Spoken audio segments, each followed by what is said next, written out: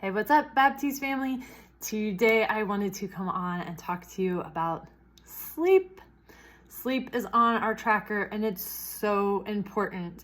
And studies have shown that the average American was getting shit for sleep before 2020, and it's gotten even worse since 2020. I'm sure there's so many different ways that you can recognize how yours has possibly changed. I know mine changed too. But first thing I wanted to start off with, ways to get better sleep. First thing to do is a good morning starts off with a good night, but to have a good night, like a good night's sleep, you actually need a little bit of a routine, a nighttime routine. It doesn't need to be complicated and take very long, but you do need to do some things to prep. And one of the best things to do is turn off the phones and the electronics about an hour or so before bedtime. Let your eyes adjust, even maybe dim the lights in your house. Taking out your contacts about an hour or so before bedtime. And as part of your like brushing your teeth routine or whatever, but just giving your body that time to get unstimulated from the eyes and letting your brain calm down, letting that melatonin naturally increase a little bit.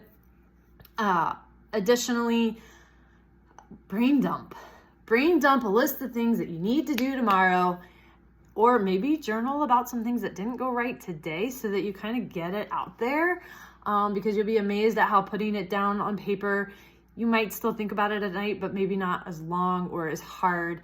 And once we do sleep, our brain helps. We've got little sweepers in our brain that over time, everything looks a little different in the morning and not so stressful if you've got a good night's sleep. And so brain dump and put that stuff on paper. Make a list for things that you have to do tomorrow. Stick with your top 3, but brain dump all the small stuff. And in the morning, review what are the top 3, like make a star by it the night before or whatever, right? Or even the top 5, but then in the morning, pick the top 3. Another one is just eating balanced meals throughout the day to keep nice blood sugar levels so that at night, did you know we actually wake up sometimes in the middle of the night because of our blood sugar levels? Sometimes it's crashing too much. And maybe that's because we had too much sugar at the end of the day, or too much caffeine, or too much alcohol. And we wake up to go to the bathroom, but we're also like, our body's in a state of like trying to figure out, what to do. And even though we haven't had food, we're already in a fasted state from sleeping. But sometimes that fasted state, we could end up crashing, and that could wake us up. And then we wake up, we have to go to the bathroom, and then we can't fall back asleep because our blood sugar sucks, or maybe we're even hungry, and then we have nightly snacks. So keeping balanced meals throughout the day.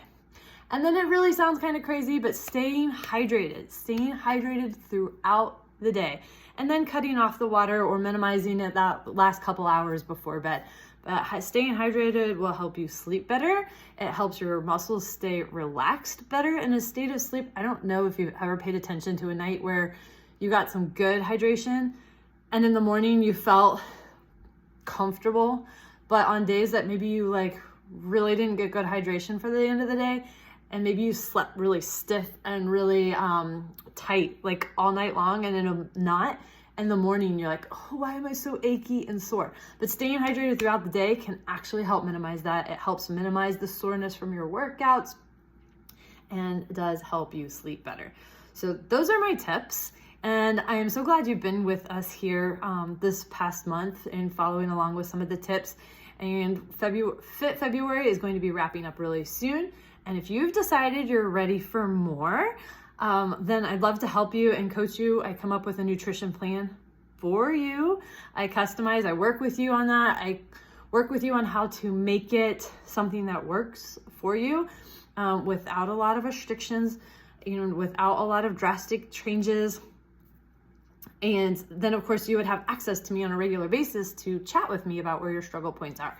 So if you are ready for more, feel free to reach out to me or ask Cindy how to get a hold of me, or reach out to Cindy and tell her that you would be interested in more, and I'm happy to follow up with you.